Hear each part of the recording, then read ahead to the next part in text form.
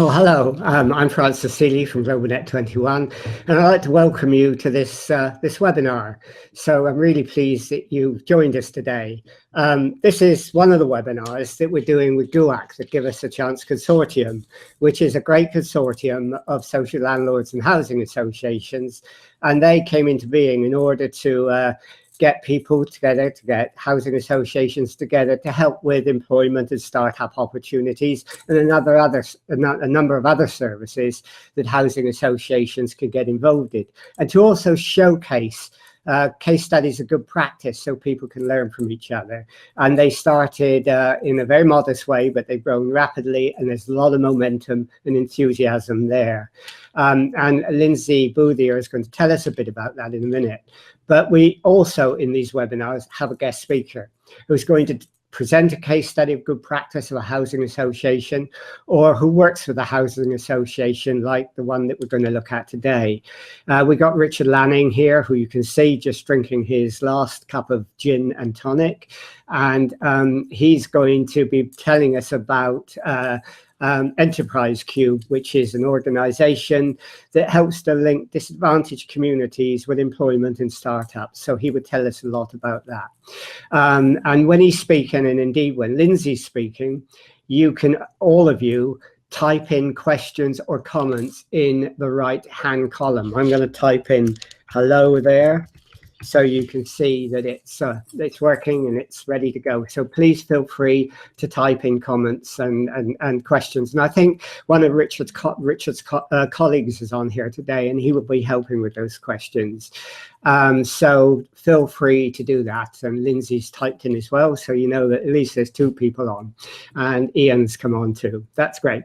Okay, well, let's hear first of all just a little bit about GUAC. Lindsay talked for a couple of minutes, and then when Richard comes on and the questions start, Lindsay is also going to help me sort of steer the questions towards Richard, so that we can make this webinar as smooth as possible. So Lindsay, thank you for coming on and helping, and for GUAC for the work that you do. So please tell us a bit about the work you do and you know, the success that you had. Well, thanks, Francis. That's a really nice introduction on a Friday morning. Thank you for doing that. I will keep this very brief because I want to allow most of the time for Richard and Enterprise Cube to explain the work they do. Just a little bit of background, I suppose, to GUAC and Enterprise Cube.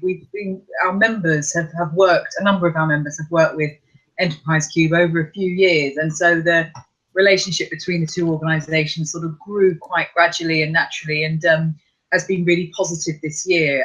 We had a specialist GUAC member day over the summer, where Richard and his colleague Paul, who both founded Enterprise Cube, really went through the nuts and bolts of what works in resident enterprise for our members over a whole day. So some really good, refined work, and it was just a really nice example of how GUAC works positively with partner organisations and sort of brings something to our members and to the sector.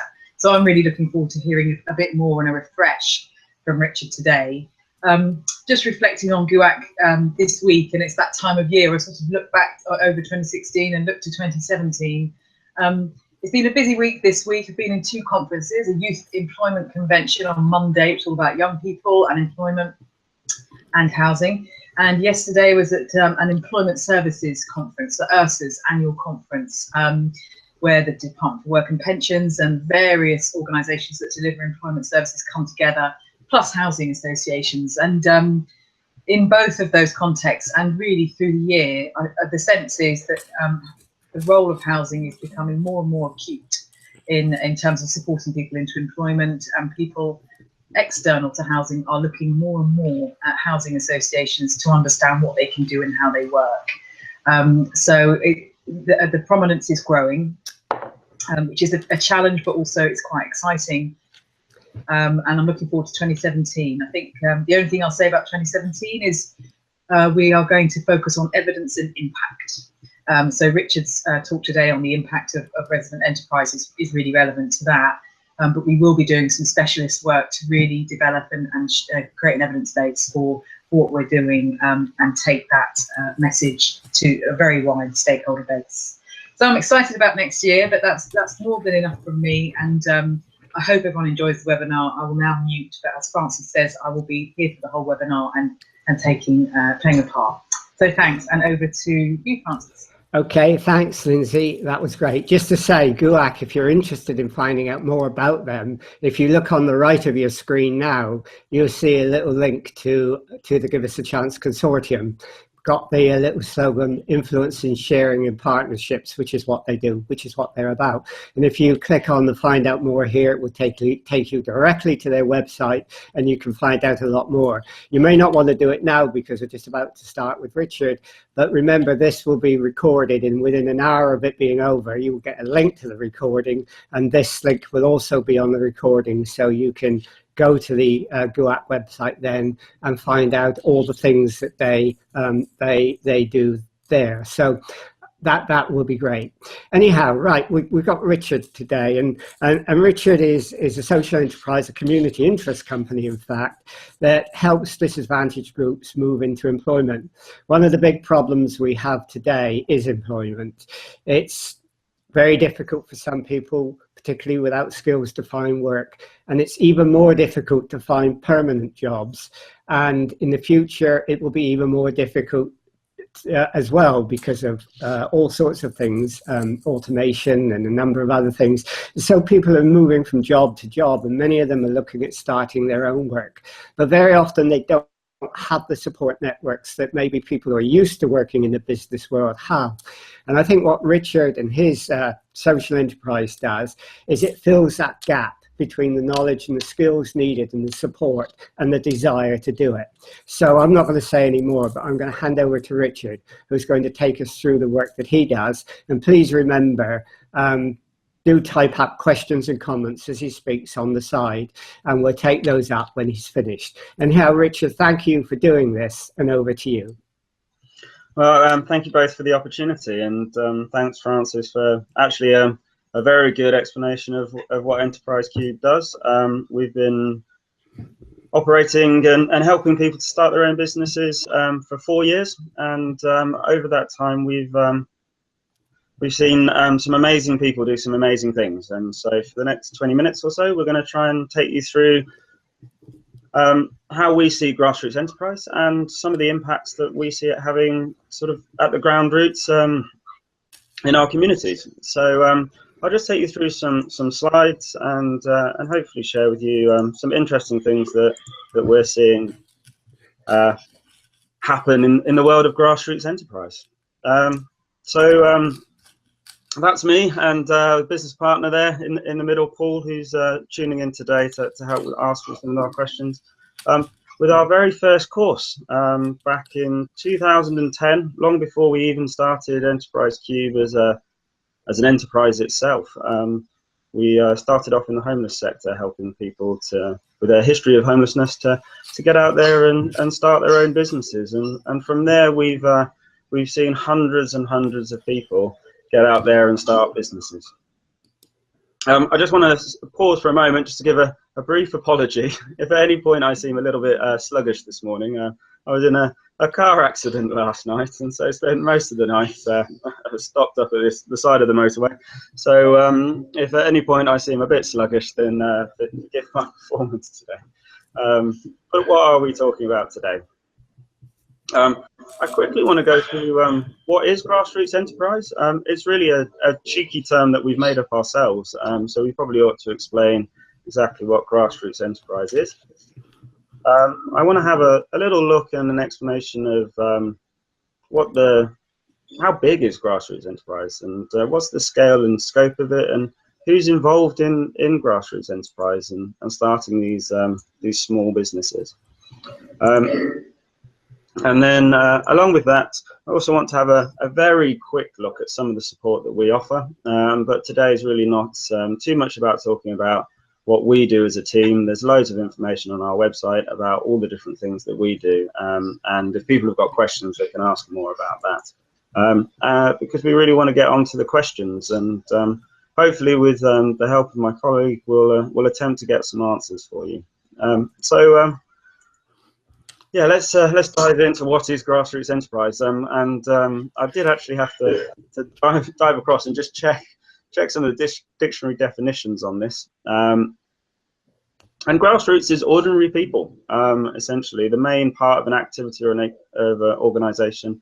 And so, if we take this ordinary people concept and then our definition of enterprise, which is any entrepreneurial activity, then we get a very simple, very nice idea of grassroots enterprise just being ordinary people engaging in entrepreneurial activity. And that's what we're talking about today. Ordinary people getting out there, starting businesses, starting hobby businesses, and doing all sorts of things.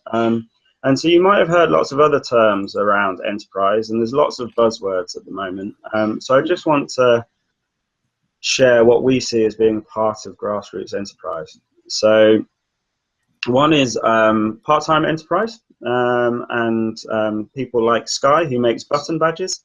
Now, Sky's not out full-time working on his button badges. He does a day, a week, maybe, a few hours here or there, and he makes badges and he sells them locally to friends and family. And he's certainly not going to be seeking to create full-time employment for himself, but he's out there and he's engaging and he's creating a little bit of extra money for himself, and he certainly slots straight into our understanding of grassroots enterprise.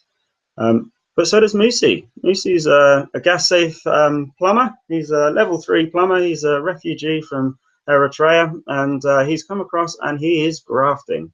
He's self-employed. He's out there working, and he's doing, well, probably 50, 60 hours a week, working hard, creating and building a new future for himself. And he slots straight into our definition of grassroots enterprise. But it's not just the self-employed. Doesn't really matter what your legal structure is. Rose is doing film, and really I don't mind or care whether she's in a partnership or a limited or a CIC. She's a normal person getting out there doing using enterprise to kind of create new opportunities and new income for herself. So she slots in.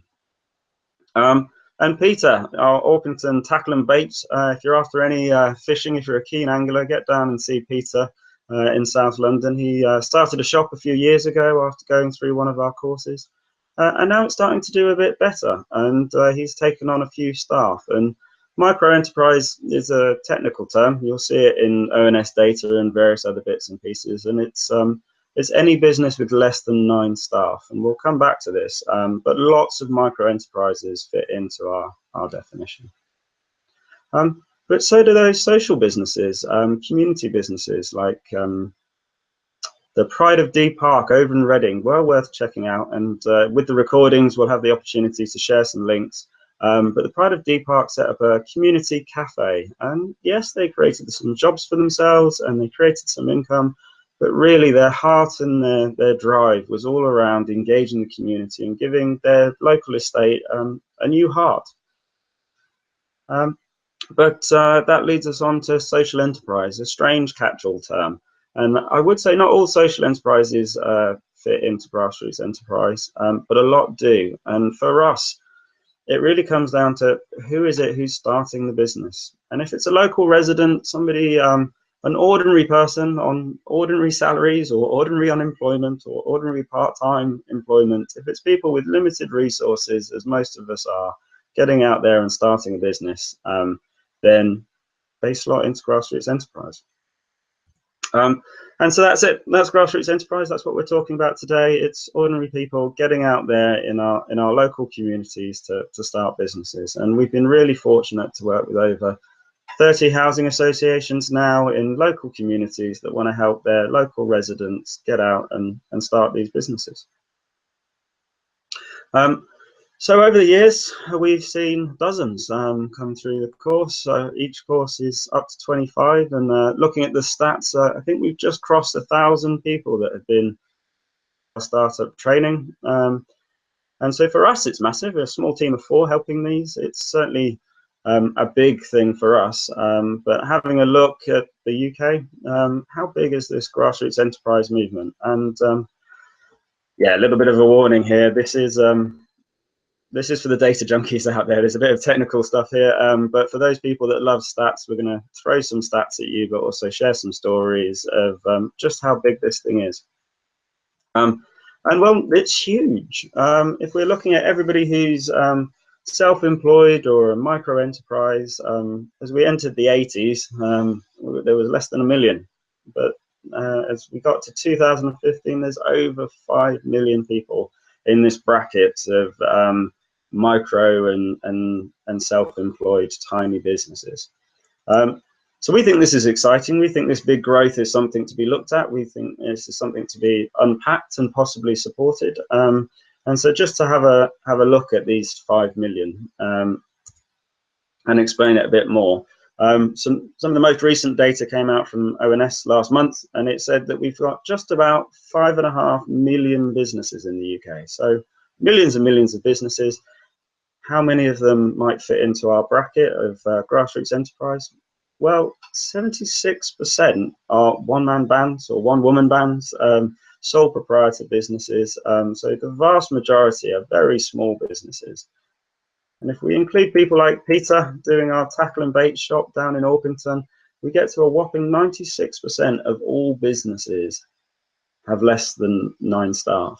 And if we also have a look at, well, that's, you know, individual businesses, but what about employment? Well, it's about 1/3 of the workforce that's working in these micro enterprises. And we think at Enterprise Cube, this is an exciting opportunity, and we think it's a part of the world of business that's often overlooked, even though it makes up a huge section of employment. So who are these people? Who are these 4 million self-employed people? Who's making up this huge rush into self-employment that we've seen since the turn of the century?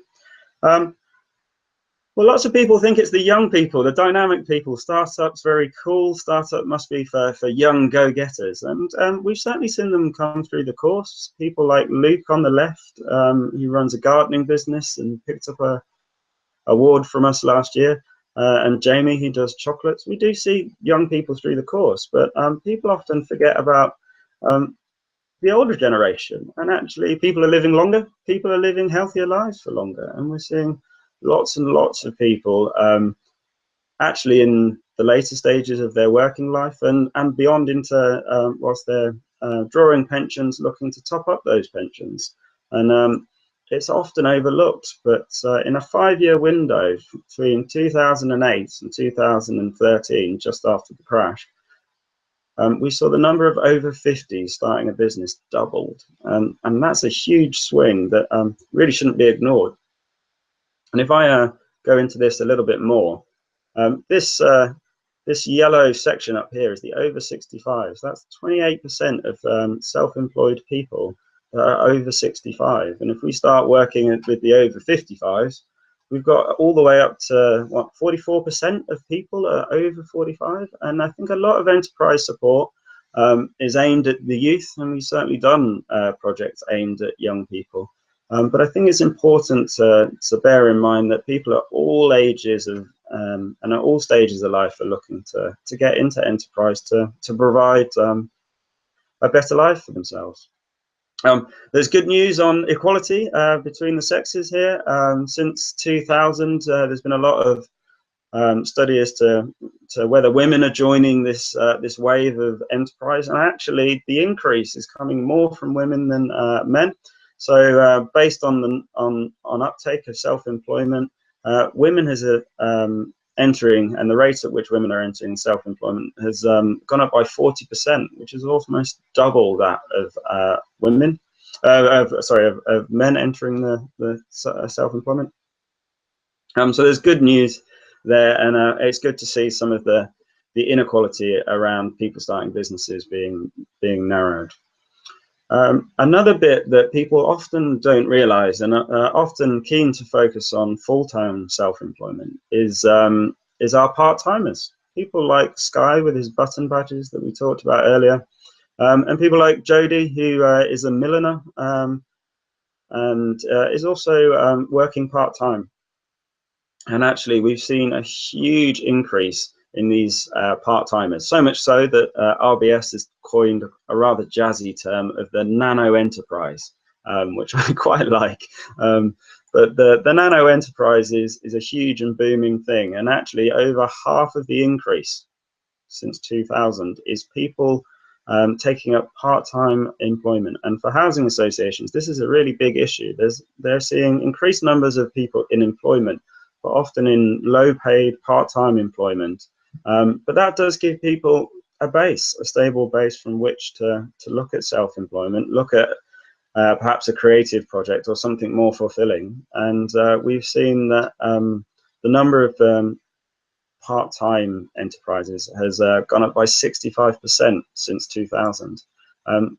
So we can't get into everybody that's doing enterprise, but some of the big things that we'd like to share is don't leave out the older generation, be inspired that many more women are joining the workforce, and also have a think and a wider understanding of the part-time enterprise and quite what that can achieve for people. So that's a bit of a flavour of who's involved in grassroots enterprise. But returning to the title of the webinar, we did say we'd talk about the impact of enterprise. So I just want to share, and again, we can't share everything, some of the impact. And some of the reason it's hard to share everything is because, as you've seen, there's people doing enterprise in all sorts of different ways, and the outcomes for Sky and his nano enterprise, his part-time enterprise, is very different from the outcome for Musi. Should I be tracking their happiness, or should I be tracking their income or the hours that they work? What do I do around Peter and his employment and the fact that he's creating local jobs, and lots of our startups are creating both jobs and training opportunities in their communities? But what about the Pride of Deep Park, where one of their biggest impacts is just that person coming in, sitting down, having a hot chocolate and having a new centre to their community? And some of these impacts are really difficult to pin down, difficult to quantify. And so it's really exciting to hear GIWAC 2017 being the year of evaluation, the year of impact measurements and such things, because it's a really big topic, and all the help we can get in pinning this down, the better. So to share some stats that we can, well, we talked about micro enterprise being a third of the workforce, 32% of employment, but they're also generating 20% of economic turnover, of revenue from enterprise, which is a huge chunk of economic activity. From our own experience, though, the exciting bits for us are that 48%, that's about half of these businesses, have an active plan to give back to their communities. And we do see that these small enterprises are really born and bred within a community, and they're giving back in all kinds of ways. But the big stat up there, the really impressive one, is this 84 to 90% of people in grassroots enterprise are happier in work and think they're living better lives. I mean, that's huge, and this is something that really excites all of us at Enterprise Cube, and it's what gets us up in the morning. So to explain this life impact a bit more, the yellow circle in the middle, that's our own stats, which says that from our course, which is called Strive, our startup course, 60% of graduates think that we've had a really very strong impact in improving their lives, but 90 say that their lives are now better, having gone through the course and looked at this grassroots enterprise. But if we look at the wider piece, I think this is RSA with Populous did some research, and 84% of micro business owners are more satisfied in their working lives. So it's an exciting field to work in, and anything that can post these sorts of stats is definitely creating a positive impact for the people involved. Some of the reasons why, again, a bit of popular stats and survey data here. Going out and asking the people running these micro enterprises, we had a look and had a look at the research, and 54% say that it's helping them to manage their own health conditions, and a lot of this is around the flexibility and the lifestyle that a micro business allows. It's much easier to to program around your own health conditions, whether they're physical health conditions, like 54% of business owners, or mental health conditions, as 28% of business owners say actually it's helping them with their own mental health conditions. And it's good to see that the UK is switching on to mental health as an issue.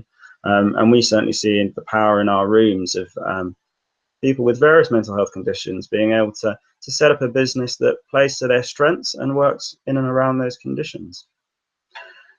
With an aging population and childcare costs soaring through the roof, and the nature of our demographics shifting, these middle two are also massively important. So pretty much a third of respondents said it helped them to care for older relatives, which with an aging population is very important, whilst a third say it's helping for the caring for the children.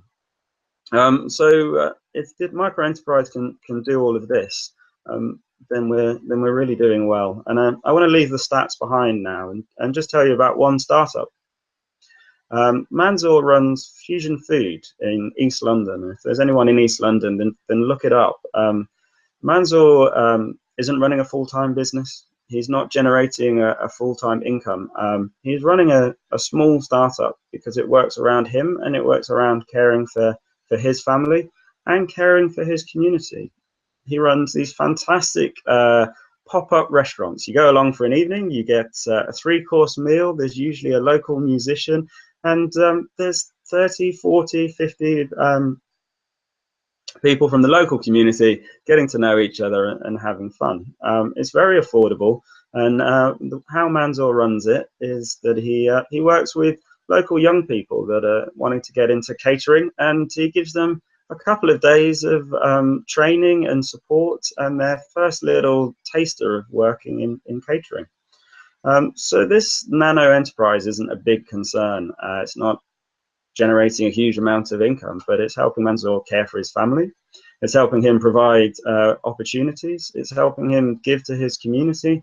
And now he's starting to use the money to distribute food. And actually, he's going out, and it's just these last weeks, his Facebook feed is full of him going out and helping to distribute food to the homeless around this cold bit of the year. And so the impact of this one incredibly small enterprise is just so impressive. And it really excites us. And that's why we've started Enterprise Cube, and what we do is help people to take their first steps, to support them to take on these projects, whether it's full-time employment they're looking for, massive empires, or something for the community. To help share, and I don't want to talk about support too much, but to help share some of our understanding, some of the things we've learned about support. For us, the most important thing is that if you're helping grassroots entrepreneurs, ordinary people to start a business, it's got to be simple. It's got to be solution focused. People need answers, and they need them quickly, not theories or diagrams. And people don't want support that leads them. These people are going to go out and take the lead, and we're just along for the ride and there to help where we can. And so for people that are looking at supporting enterprise, it really breaks into 4 main areas for me. You can help to finance it. And there's organizations out there that help to finance, and housing associations that provide grants and help to finance those first steps. But you can also have a look at a lighter touch of advising on the first steps. And this is really about all that the DWP can fund. It's a stretched service, and their new enterprise allowance offers mentors and advice on taking those first steps.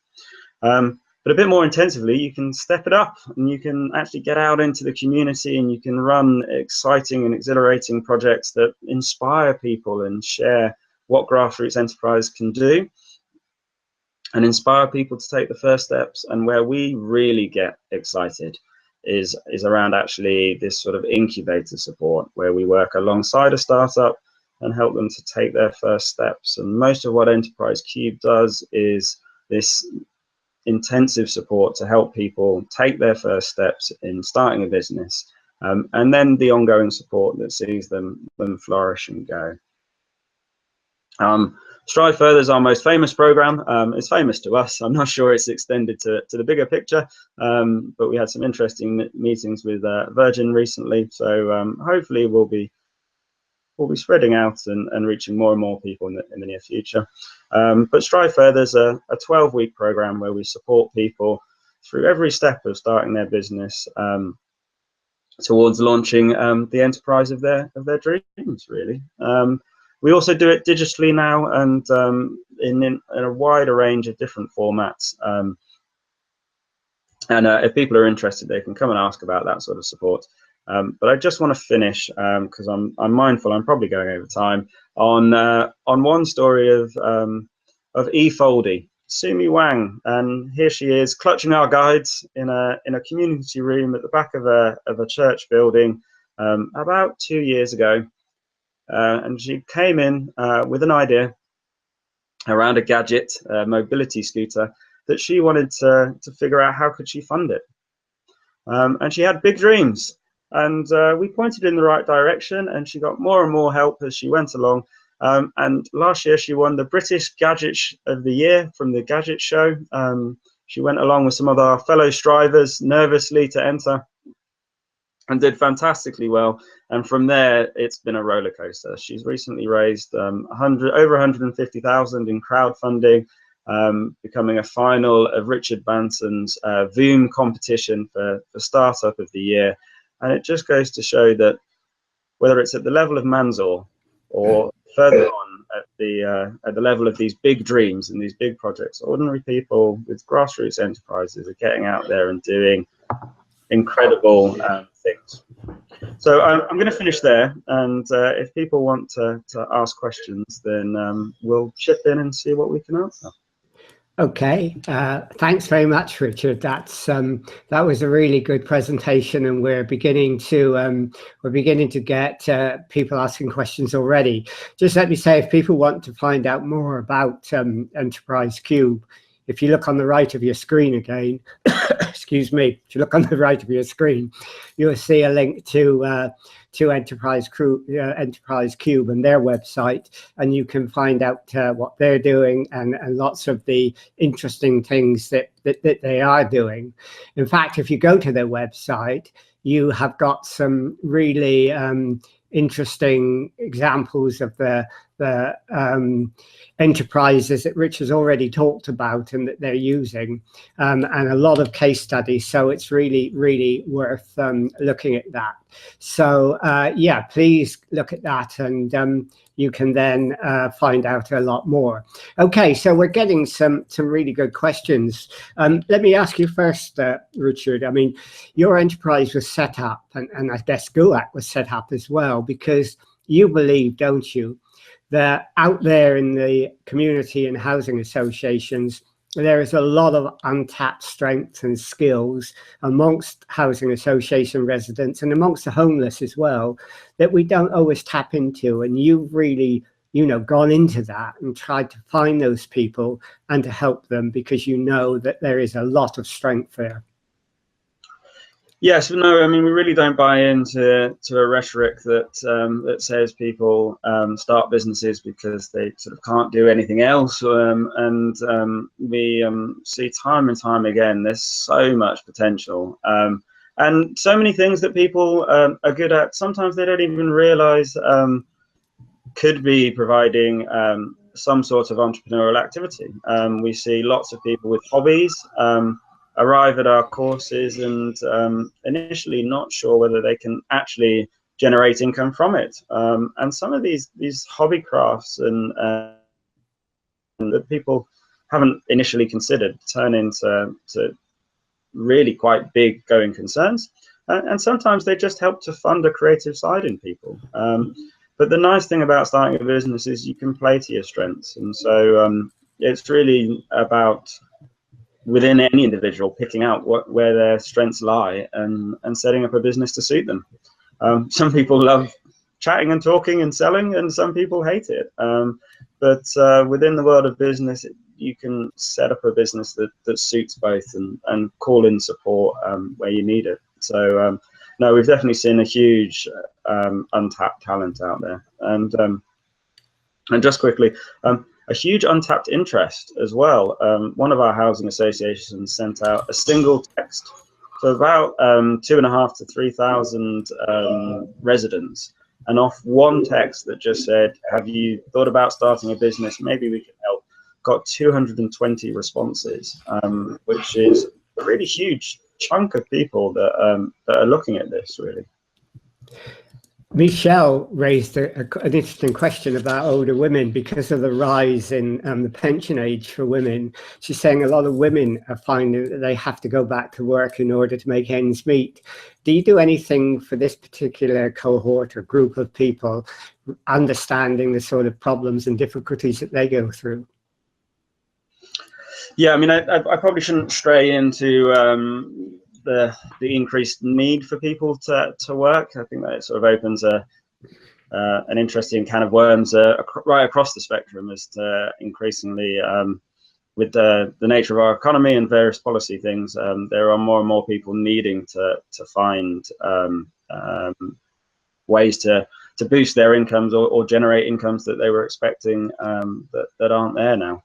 We're certainly seeing large numbers come through the course of people that are realizing their working lives might be a little bit longer. And we do see large numbers of the over 65s. So we don't have a dedicated course, but we certainly are working with lots of people in that position. Okay, well, I mean, Michelle has just said she thinks that organisation like yours, Richard Enterprise Hub, could be a really big help in this. Mavis has gone to the other end of the scale, and she says, you know, children and young people very often aren't taught the skills of social enterprise or of enterprise or what social value means in schools. And so in a way, you're having to make up for that when you are working with the people you do in housing associations. Do you work with schools or link up with anyone who works with schools, understanding that those enterprise skills need to be taught?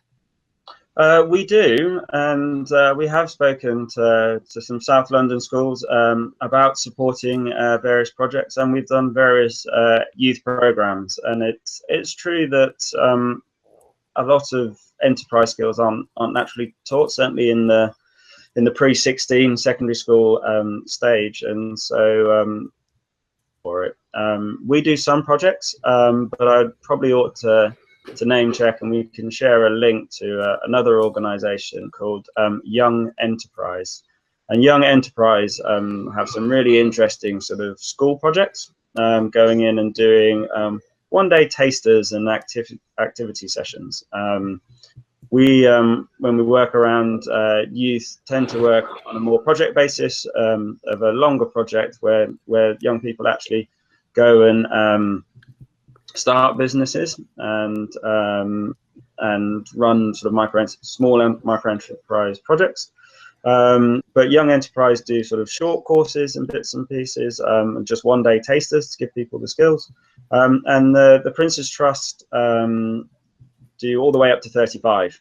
And so from the 16 to 35, there's the Prince's Trust. And a lot of our residents will come to us and then work with Prince's Trust. And we've occasionally fast-tracked people through the Prince's Trust program.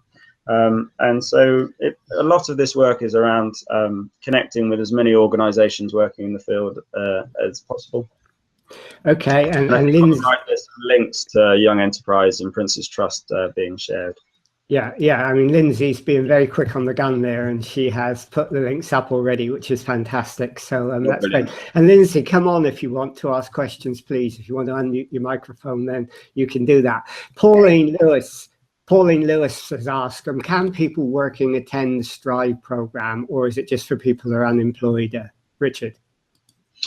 No, we work with all groups, and in fact, we often work with people who are in full-time employment. So we get people who are in a job of one sort or another, but perhaps isn't the job that they want to do, isn't fulfilling, or isn't working around the family. And there's a lot of shift work out there at the moment, and there's a lot of work that might not be using people's full skills and full talents. So we work with part-time employed people, unemployed people, people who are out of work but wouldn't classify as unemployed because they have disabilities and aren't actively seeking work at the moment if they're unwell.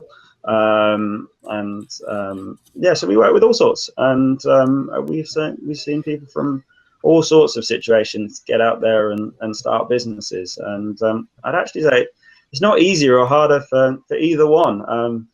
If you're unemployed, you're often time rich, which is an incredible resource as you start a business.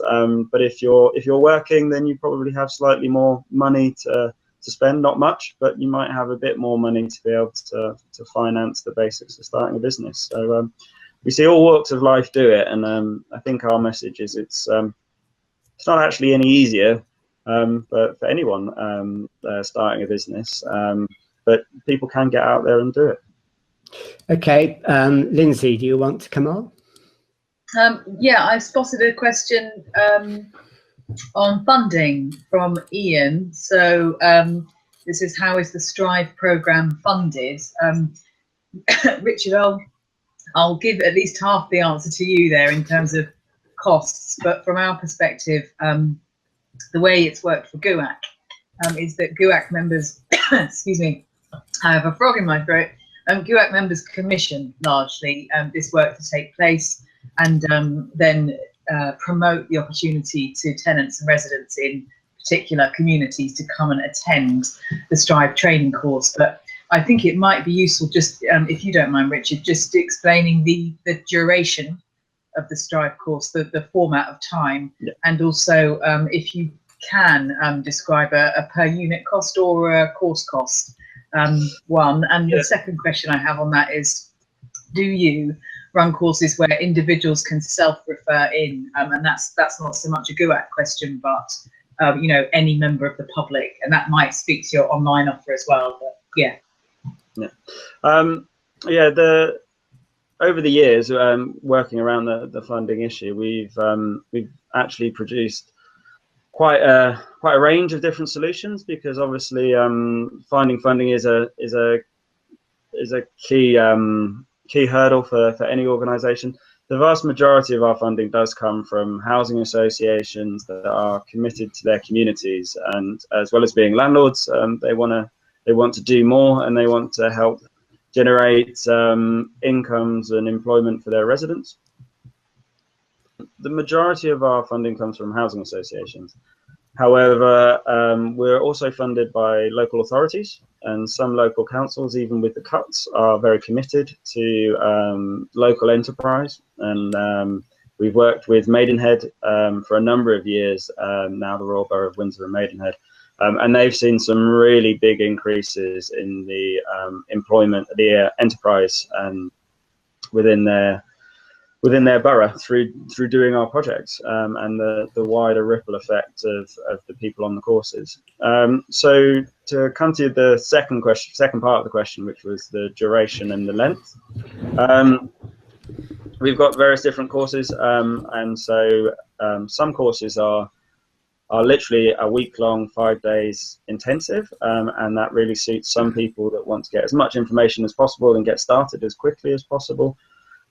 But most people want to do a day a week, learn some information, take it away, use it, and then be able to come back and get advice and guidance on what they've done. And so we usually work 1 day a week, and the most popular option is a 12-week course.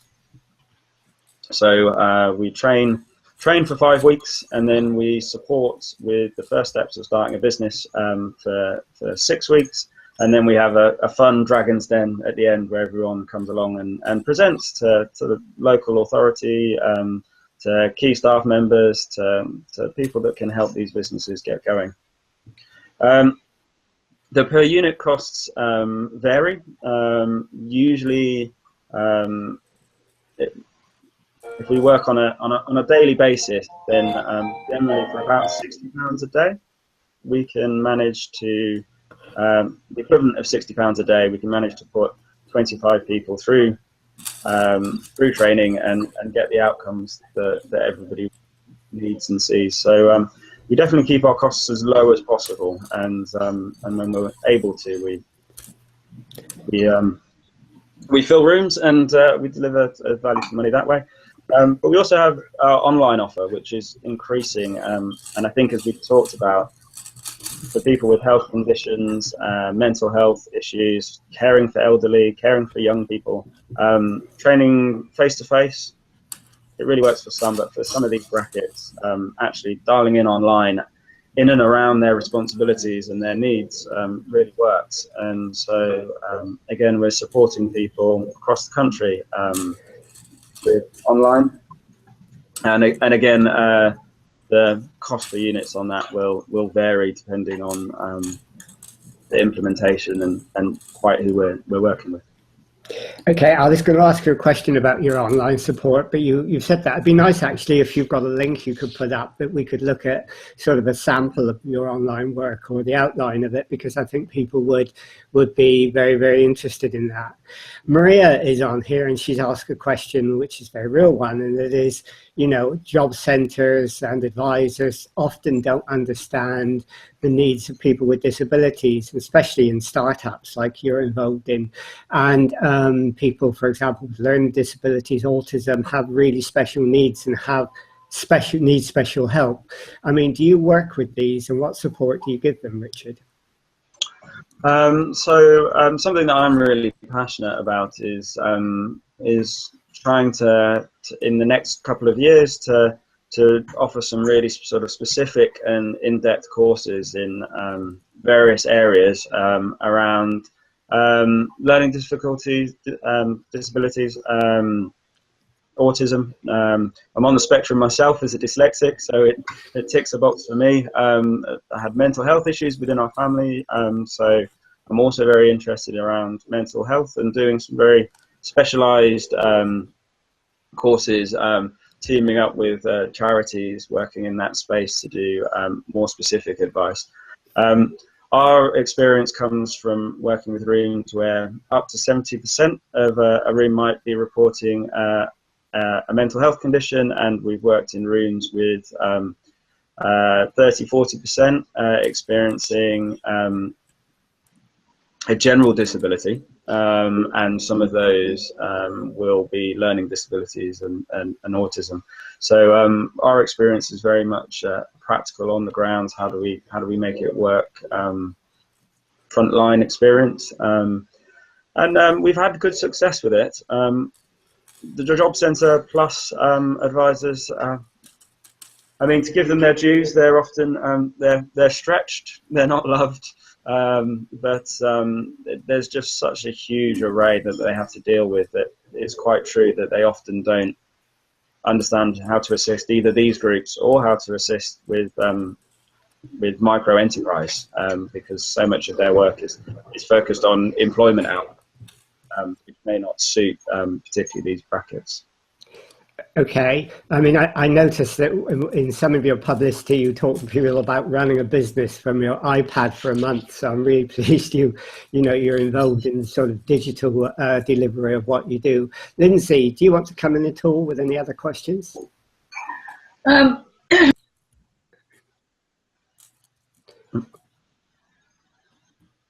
I think we've lost your sound, Lindsay. I'm not sure why. Sorry, I muted the wrong way round. Yeah. So I thought I was quietly typing. I was obviously loudly typing. But yeah, I just want to say on the sort of disability and work, I sent a link to green paper which GUAC will be feeding into, and we will be meeting the DWP about, which is all about, it's called Improving Lives, and it's really asking a long series of questions to anyone who wishes to answer and contribute about how DWP and its offices like Job Centre Plus and related services can help to shrink the disability employment gap, i.e. to support more people who are disabled who want to work into work. So there's a lot of issues around that, and there's obviously going to be complex needs, and there needs to be support to help people into work, and it's limited at the moment but I'm glad the DWP are asking the question. I'm not sure they'll be able to fund all the answers, but I'm glad they're asking the question. And I would concur with Richard that Job Centre Plus is really stretched at the moment, and from late next year, it will be absolutely key in managing the next iteration of the work programme, which is essentially going to be called the Work and Health Programme. And that is going to focus on a smaller number of people with a higher degree of need. At the moment, it looks like it will mostly be voluntary referral into the programme, but there will be exceptions to that. And Job Centre Plus is going to be given the job of meeting people, assessing them, and being the gatekeeper essentially to the enhanced support that the Work and Health Programme is planning to deliver. So that's a big national programme, but what we seek to do when we speak to the DWP is bring our experience of what's working, and we've quoted Enterprise Q before in those meetings in terms of particular ways in which support and self-employment can be particularly useful for people with disabilities or mental health issues who need time out, sometimes without much notice. You need to be able to manage their own time in a way that 9 to 5 in an office does not allow you to do. And they are listening. There's some interesting kind of thinking about how the DWP trusts people to be self-employed, and what, you know, on the other side, what their tax return is from the Treasury's perspective. But it's all in the mix, and I think 2017 is going to be an interesting year. But the DWP are at least seriously asking for all of our views. So the link to the Green Paper consultation, which I've sent, anyone is very welcome to read that and respond directly via an online survey, is how the DWP do it, basically. So I just wanted to highlight that. And yeah, just a little reflection on JCP there. I don't think I have any particular further questions though, Francis. Okay, no, that's all right. That's fine. That's useful information. Thanks, Richard. I mean, one of the interesting things, or at least one of the important things, it seems to me, is that starting up a business, if you've been unemployed, if you've come from a disadvantaged group, starting up a business, difficult though it is easier than sustaining it afterwards in the long run. Do you have any sort of idea of how your business is sustained? I mean, where are they in 2 years' time or 5 years' time? And do you provide backup support for that sustainability? You mute, your microphone's muted. Sorry about that, I'm just typing away. One of the things that we were very keen about right from our very first course was that we promised that we weren't going anywhere. So anyone who starts a course with us, they can get in touch at any point if they hit a roadblock or need some advice. And we've now created quite a strong peer-to-peer learning community that can help and support each other, as well as add to the support that people can get direct from us. So there's quite a lot of ongoing support that we do. We've got a very active community of everybody who's been through the course that help and assist, and that's lovely because it means quite often the expert on bookkeeping is no longer me. It's the 3 accountants that have been through our program and came on the course to find out about marketing and are now out there running accountancy businesses. So so the peer-to-peer support is incredibly important in helping people through the roadblocks and sustaining their businesses. But it's not easy. Business is a roller coaster. We recently did some survey work, and we're just pulling together the stats now. But we went out to 200 people that had been in our training over a year ago. So it's people that have been through our training and have been out there trying to start a business for between a year and 4 years. And 53% of the respondents were still up and running. So that's a really nice number to know. But also we saw that a further 20% were working towards it. And often with starting a business, it's not that everybody rushes out the door straight away. And so 20% of people, probably the people who are earlier on in that 1 to 4 year window, are still working towards starting a business. And so we were interested to know around the people that had possibly started and then stopped. And we did find that 20% of people were taking a break from a business, which was really interesting. So we include and total that up. That's nearly all respondents that had either started a business, were still working towards it, or perhaps had taken a break, and it seemed as though it was largely down to health reasons that they were having a pause on their business, but plan to come back to the business. Actually, we're seeing really strong outcomes from those that do it. But obviously, some people never start the business. Some people come through the course and they learn about marketing, they learn about bookkeeping, they see everything that's involved, and they say, oh, actually, now I can see everything that's involved. Perhaps I don't want to do it all, and perhaps I do want to go into employment. And we see people using our skills in some of those micro businesses that need somebody that has a good understanding of an overall business. And so we do see some people go on to employment. Okay, But, that's we get really good sustainability. Well, that's really interesting. But the other interesting thing, we come to the end now pretty well, and this is the last question, I guess. And is your advice that if you start up anything like you do, that you also create, as you've just explained, a network, a support network around it, a community, a part of the sharing economy, if you like, peer-to-peer support? Is that an essential element that must go in your planning in order to provide the support network that people need? I think unless you've got untapped resources, unless you've got a bottomless pot of money, with 1,000 people who've been through the course, there's no way that a small team of, we're 5 in the organisation, should do the ongoing support that we're seeing generated from the peer groups and the sharing economy solutions. So certainly, I think it needs looking at. It really it should be in a good plan, although I'd probably caveat that to say within sharing economies and within these things, you do have to be careful to understand the promise that you're making. And with any promise of support, you need to make sure that you can genuinely generate that network. And we do get called in and see previous projects that haven't worked.